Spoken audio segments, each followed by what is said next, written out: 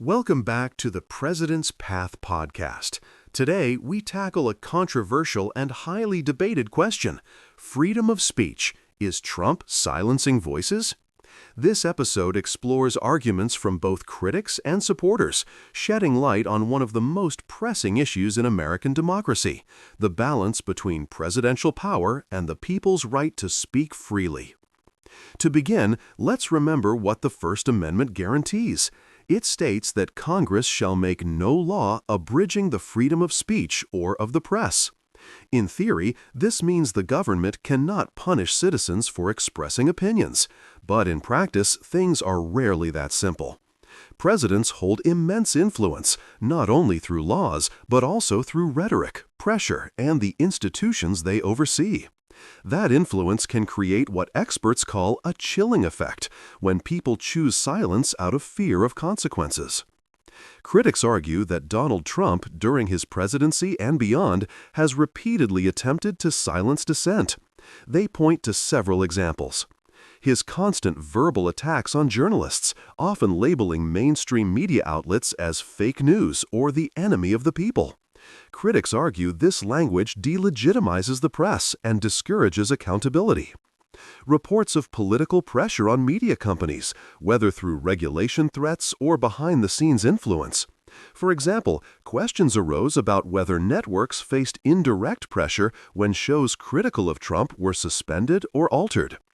The suspension of late-night host Jimmy Kimmel became a lightning rod for discussion, with FCC officials raising alarms about whether government intimidation was playing a role. Critics claim these moves don't just target individuals, they send a message: challenge the president and you may pay the price. On the other hand, Trump's supporters strongly reject the idea that he is silencing voices. They argue that the president was exercising his own right to free speech by calling out the media and his critics.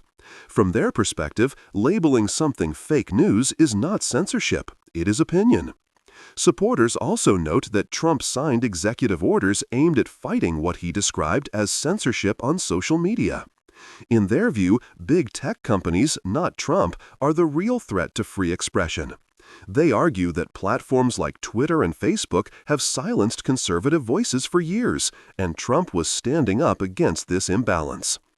In short, while critics see intimidation, supporters see defense: a president who spoke loudly, sometimes aggressively, but always within his rights. The truth may lie in a complicated middle ground. Did Trump order a formal censorship program? No. But could his words and actions have created pressure that discouraged open criticism? Absolutely. This is what makes the debate so important. Freedom of speech is not just about laws, it's also about culture, perception, and the invisible lines of power. When a president with millions of supporters targets individuals, even without legal punishment, those individuals may feel silenced. At the same time, silencing the president's own voice, whether by removing him from platforms or restricting his speech, raises its own set of constitutional questions. Why should we care? Because freedom of speech is not guaranteed forever. It requires constant vigilance. Each generation must ask, where is the line between robust debate and dangerous suppression? Whether you believe Trump threatened free speech, defended it, or perhaps did both, this debate shapes the future of American democracy.